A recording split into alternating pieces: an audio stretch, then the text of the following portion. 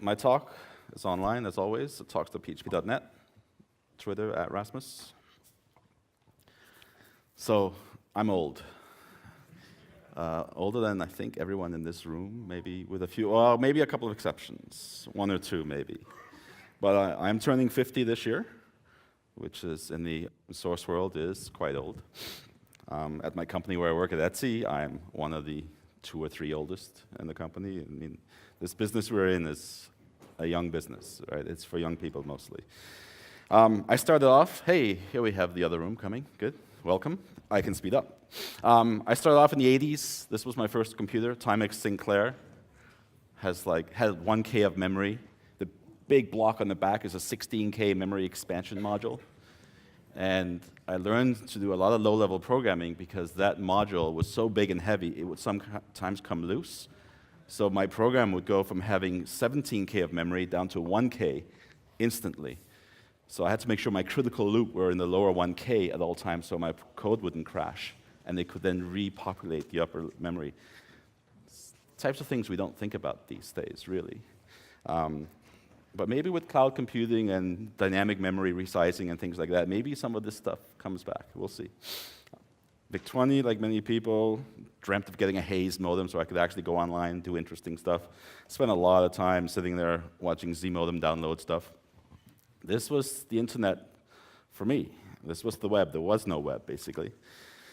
Web started off slowly with Gopher in the early 1990s, worked a bit on that.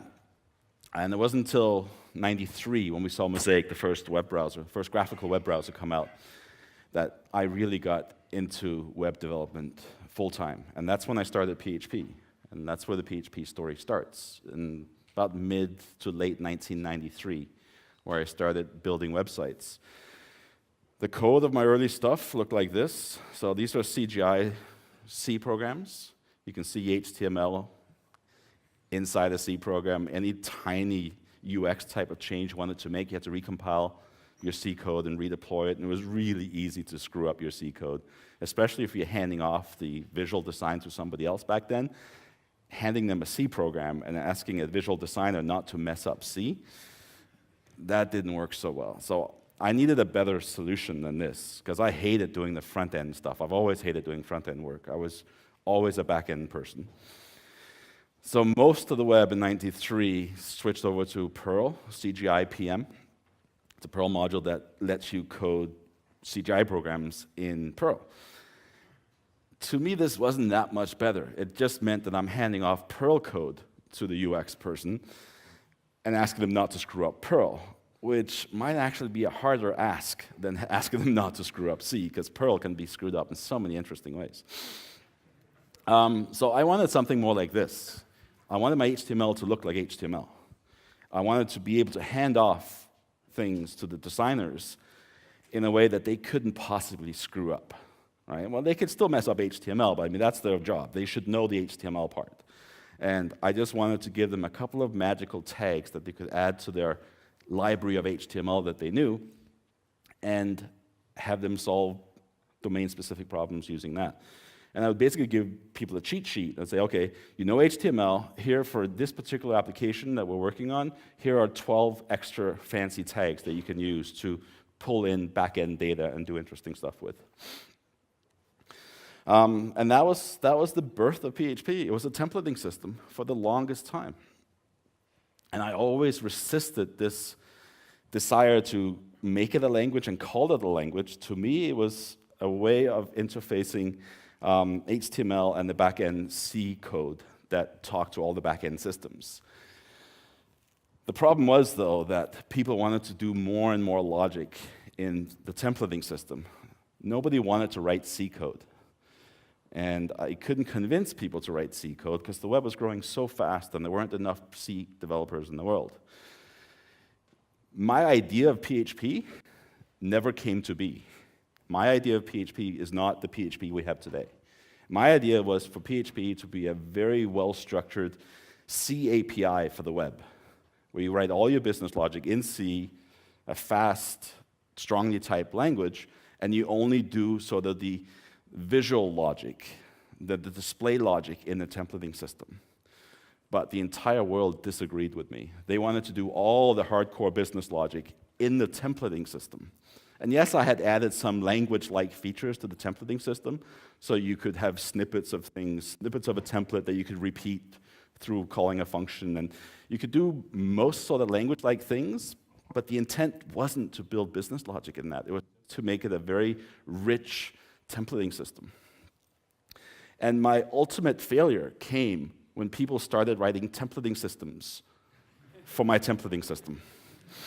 And at that point, I knew I had lost.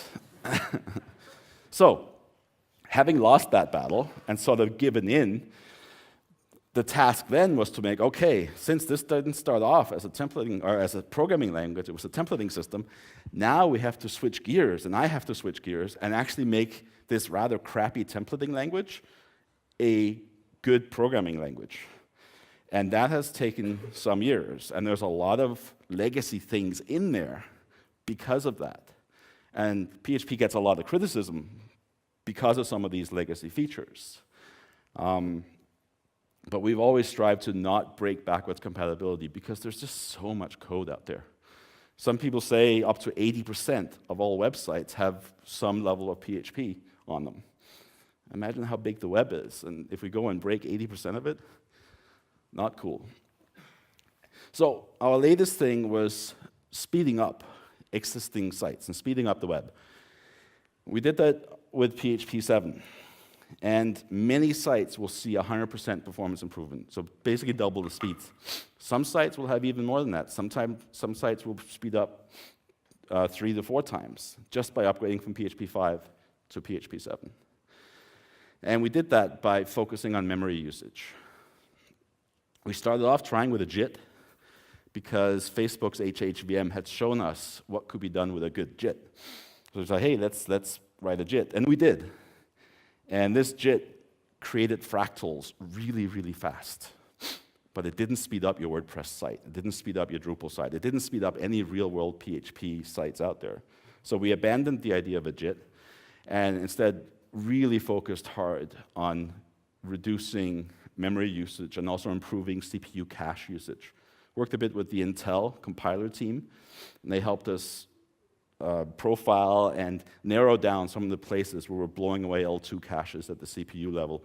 And a lot of low-level things like that, getting better data locality for data that we're moving around. You fetch stuff from the database, don't copy it from the database buffer to another buffer. Try to keep it all in one buffer and never moving things around. Same when you're calling functions, don't make copy of the function arguments. So a lot of things were done to make sure that we only ever put data in memory once and then always refer back to it. And lots of other interesting tricks. So here's a piece of code that makes 100,000, makes an array with 100,000 little arrays inside. So a nested array. In PHP 5, this takes up 109 megabytes of memory.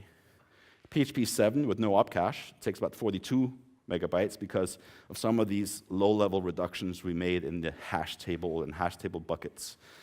But we also have an opcode cache by default now in PHP 7, which is a big chunk of shared memory where we can toss things into. And we actually make use of the shared memory segment. So when you have static arrays like this, we copy it into shared memory and we store it as an array in shared memory once. So each client or each process, it's either an Nginx PHP FPM process or it might be an Apache child process with mod PHP loaded in. It's actually only stored once in shared memory, and all the individual processes don't have their own copy unless you change it. If you make a modification to one of these elements, then that element gets copied down into local memory because that change may not be relevant to the other parallel processes that are accessing this memory. That gets a little bit complicated because you have many different processes all accessing the same memory, so you have to be quite careful, and it took quite a bit of work to get to that stage. But the memory reduction is dramatic in cases like this. Like going from 109 megabytes to 6 megabytes is a huge, huge memory reduction.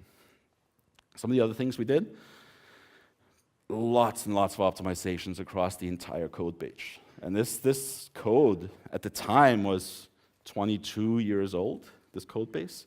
Now we're close to 25 years old. Making an old code base like this twice as fast without breaking backwards compatibility is a small miracle. I mean, this is not an easy thing to do. Basically, if you look at low-level instructions, we're now doing the same work without breaking anything in 1/3 the number of instructions that PHP 5 used to do the thing. So basically, it's like taking your code and saying, delete 2/3 of it, but make it behave exactly like it did before on a code base that's 25 years old.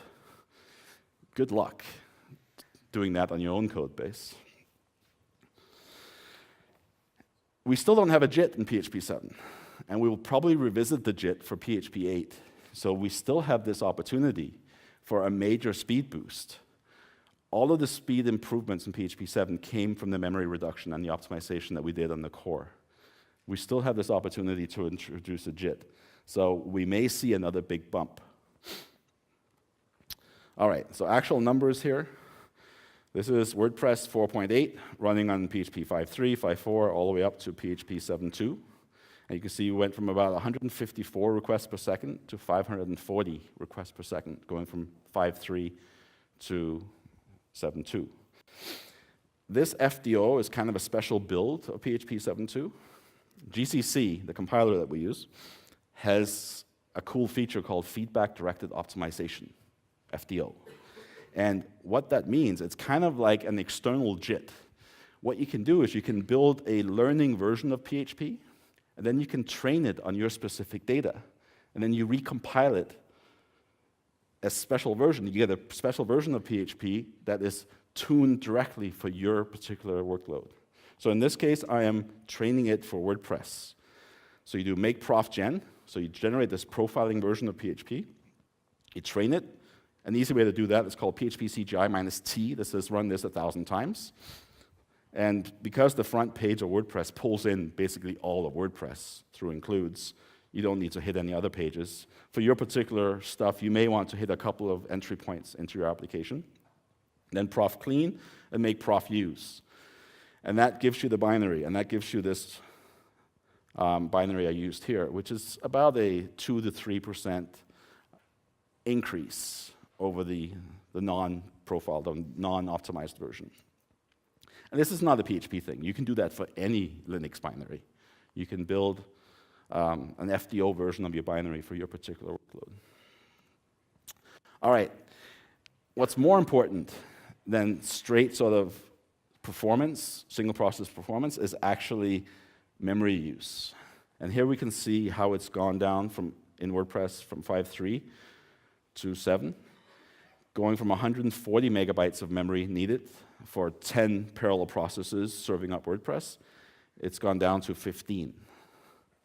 It's another massive, massive memory drop. And it means if you're hosting stuff on cloud instances, it means that you can pay for much smaller instances to serve up the same amount of traffic with PHP 7. So the request density of PHP 7, it's more than just the fact that PHP 7 is twice as fast.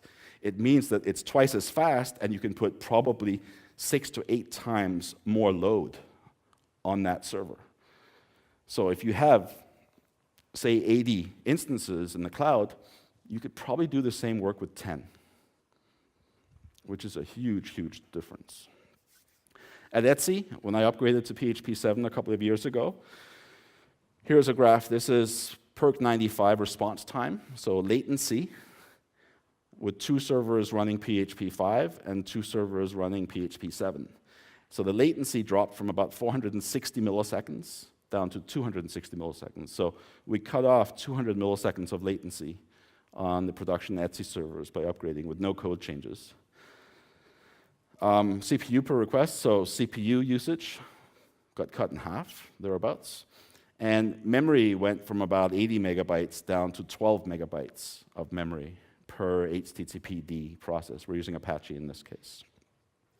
So it was a massive, massive reduction in hosting needs. I was able to, during testing, I turned off 2/3 of my production servers at Etsy, to the point where the ops were screaming, going, "What's going on? I mean, you're turning off all our production servers. Stop it. This is scary."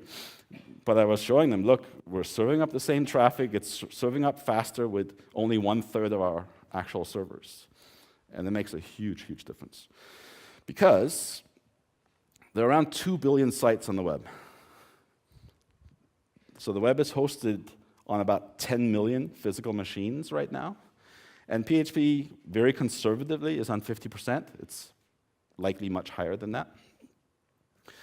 So right now, we're at 5 to 6% adoption of PHP 7. So about 250,000 physical servers have upgraded.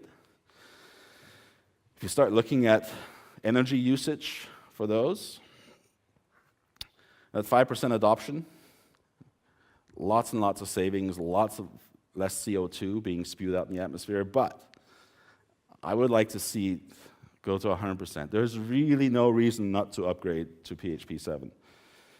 The incompatibilities between PHP 5 and PHP 7 are quite minor. And it's easy to go back to your PHP 7 and just look at some of your warnings and look at your notices. If you're running clean PHP 5 code that doesn't spew out a ton of warnings and notices about deprecated things, it's going to be a very, very easy upgrade to PHP 7. Yes, if your PHP 5 code looks like PHP 4 code that spews thousands and thousands of warnings in PHP 5, you have a bit of work to do. But it's work that you should be doing because your code is ancient then. All right, so please, please, please do your part, upgrade to PHP 7. I have a 16-year-old son.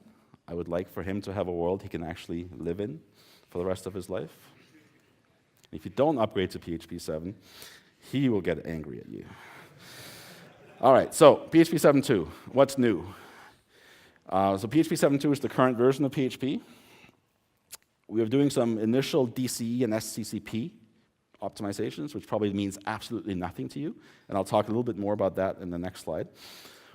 Some of the more easily to understand features, parameter type widening means that if you are extending a class, you are allowed to loosen the restrictions in the child class. So in this case, the parent is saying this should be an array, and here you're saying, well, I'm going to extend it. It still allows an array, so it's still compatible with the parent, but we're also allowing other types at this point for the fn function here. In PHP 7.1, it would give you a warning. It would complain about that. And there really, according to Liskov, there really is no reason why you can't widen the type. So that's one of the changes. Again, this should not break your code. If you're upgrading from 7.1 to 7.2, it just means a warning is going to go away, nothing else. We now allow trailing commas everywhere. We allowed that in arrays before, but now, sort of with a nod to the great JavaScript comma debate, anywhere you have a list of things separated by commas, in PHP 7.2, you can now have a trailing comma.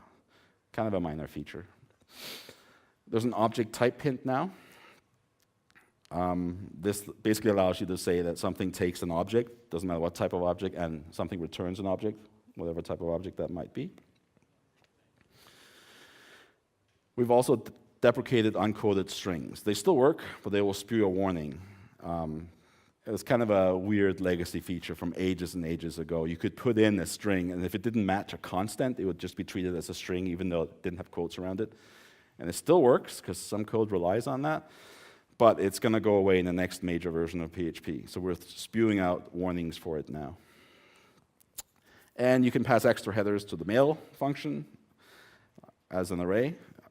Again, quite a minor feature.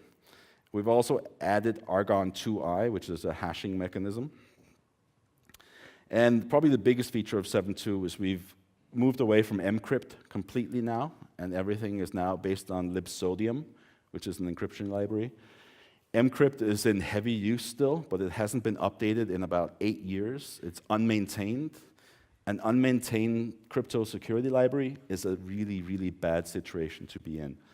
So we're now using a maintained libsodium library. There's a really good online book about libsodium here, if you want to learn more about it. But all your encryption needs can basically be solved through sodium calls now. Things that may break your code, like I said, we moved completely away from mcrypt. This already warned in PHP 7.1, saying this stuff is deprecated, it's going to go away, and it's now completely been removed in 7.2. That's probably your most of your work upgrading to PHP 7.2 is probably going to be mcrypt related. And a couple of other really old features have been removed that might break your stuff, or at least spew warnings now.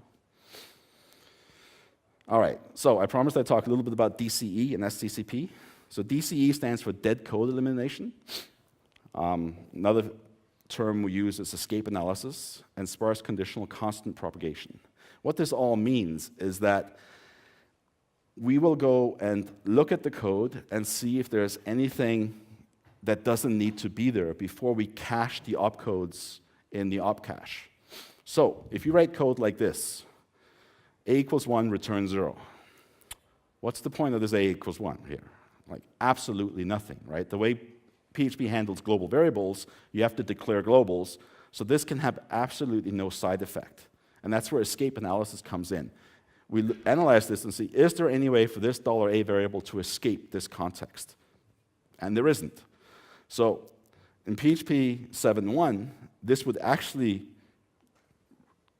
do exactly what you asked it to, and it would assign int1 to $a and return 0, and that's the opcodes that would get cached. In PHP 7.2, we completely remove that assignment. So that a equals 1 is as if it wasn't even there, because what gets cached in the opcode cache is just return 0. So every subsequent request after the first one won't even see that, and it has no impact on the code whatsoever. We can try more complicated things. So in this case, we're passing in 4 strings, we're concatenating them together, putting that result in x, then we overwrite that x variable, and we return x. And here PHP 7.2 is smart. It still receives the variables, but that's actually a no-op. It doesn't do anything. So that entire function here is just replaced with return 0. You can also see the x variable went away, because x equals 0, return x. There's no reason to make that assignment either, because that whole function reduces down to just as if you had written return 0 in your function, which obviously runs much faster than having to execute all these opcodes in PHP 7.1. You can try to trick it. So in this case, I mean, this is legal PHP, b equals a plus equals 3. And PHP 7.2 is smart enough to see that there's absolutely no reason for b to be in here. So b is eliminated. So we just add 3 to a and return that. There's some things that aren't, you can trick it a little further, and 7.2 doesn't quite have the smarts yet. In PHP 7.3, we're making this even smarter. So in this case, you just do the assignment here and then return a. PHP 7.1 couldn't quite figure this case out. In 7.3, it can also figure out object stuff. So in this case, it does escape analysis 1 level up to figure out, is there any point in this instantiation of object A? And it looks at the object and sees, well, we're just assigning a property, but nothing is happening with that property. There's no point in any of this. Just get rid of it. So this entire function gets reduced to just as if you had written return $x. If you added the structure to it, then suddenly escape analysis say, wait a second, that the structure might do something. And in this case, we can't eliminate instantiating the A object, because in case the destructor does something, and we're currently only going 1 level up to check to see if there are constructors and destructors. If there is a function that will get called on the object getting constructed or destructed, then we know, hey, there's a chance this will escape, and we can't reduce it down to something simpler. Stuff like this. Here, PHP 7.3 is slightly more efficient than PHP 7.2. Here, we basically go through, we figure everything out, and this function ends up just being return 4. Right? If you do the math on this thing, you don't need to create A and B, because this stuff will always return 4, nothing else. It also understands conditionals, and this one's kind of cool. If you walk through it, you will see that nothing ever gets done other than return 0 here. No matter what x is, because it's only looking at A0, this 1 and 2 doesn't matter. So the if x doesn't matter. This function will always return 0. And the escape analysis in SCCP is smart enough to reduce all this down just to return 0, which is quite magical, actually. And then you can go a little bit crazy, right? Here you have an example where all this code gets reduced to echo 1, return 4. And that's all PHP will execute. And the end result of all this is that if you write really, really crappy code, PHP 7.2 and PHP 7.3 even more so is going to run it really, really fast. If you run decent code, you're not going to see as much of a speed up from PHP 7.3 and 7.2. But it's been sort of PHP's thing forever. PHP runs crappy code really, really well. It runs it fast and it works. And that's why PHP has become so popular, because you try something and it just works. And heck, it's even fast. Very few other languages can say that. It's not always great, but it really helps people get started with it. And it doesn't prevent people from writing better code in the future. It's just that they don't have this huge pressure to write better code, so you end up with some bad code. And that's where static analysis comes in, which was my next topic. So I wrote this static analysis tool called Fan. You can find it at github.com/fan. Very easy to install via Composer, or you can install it directly just by cloning from GitHub. You can initialize the --init creates a .fan config.php, and you can run it vendor bin fan on your project.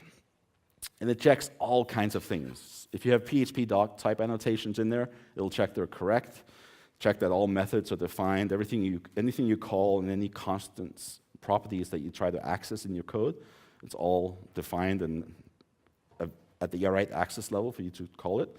Checks type safety everywhere, version compatibility, checks for no-ops, unreachable code, unused statements, all kinds of things. You can also write plugins that extend the static analyzer to check for whatever you want. And there's a bunch of included plugins. And I'm going to demo a few of them. So here I have a bit of PHP code. And I'm actually showing the Vim integration, because I'm a VI guy forever. If I were to change this constructor to say this returns an integer, and I save the file, it's complaining, wait a second, constructors can't declare a return type, because it makes no sense. Nothing's going to catch this return value. So Fan can catch stuff like that. Oops. Oh, I messed up my undo. Other things, say you miss the bracket on the count. I mean, this is syntactically valid, not what you meant to do, right? If I try to save that, it gives you all kinds of errors, saying, wait a second, non-bool is evaluated in an if, which is one of the user plugins I have enabled right now, but you also have this array to int comparison, where you're comparing an array to an integer, which is valid, but it's probably not what you meant to do. So here Fan can come in and really help out with silly things. It also lets you have array shapes, in the sense that you can say this property R is an array with the key is always an integer and the value is always a string. And if at some point you decide to assign an integer into this array, you'll see, wait a second, you're assigning an integer, but property CARR is defined to be an array of int string type, right? So here it catches the fact that you're putting in a value that you said shouldn't be possible, because you said it should only be int with string values.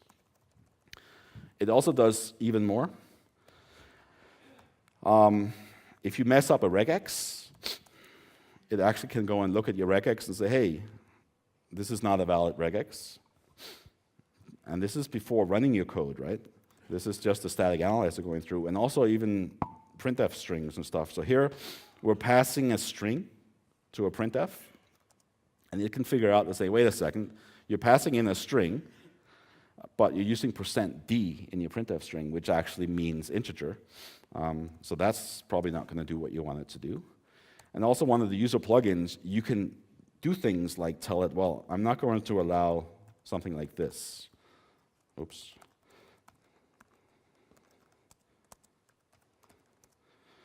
Personally, I love $$ variables, but I know many people don't. And here you can add the plugin. There's a $$ plugin for fan. We can make that sort of a company-wide policy. Don't do $$ stuff in our code base at this company. And at Etsy, we run fan on, well, people can run it individually on their own machines, but we also run it as part of the test suite. So if you're going to push something to production, it has to pass all our fan checks, including our plugin things. And it catches a ton of silly mistakes before it hits production, because unless you have 100% code coverage in your unit tests, which nobody does, and that's a waste of time trying to get to 100%, you're going to need a static analyzer like this to help catch things. All right, I am completely out of time. Thank you very much. And there are references here to everything I talked about.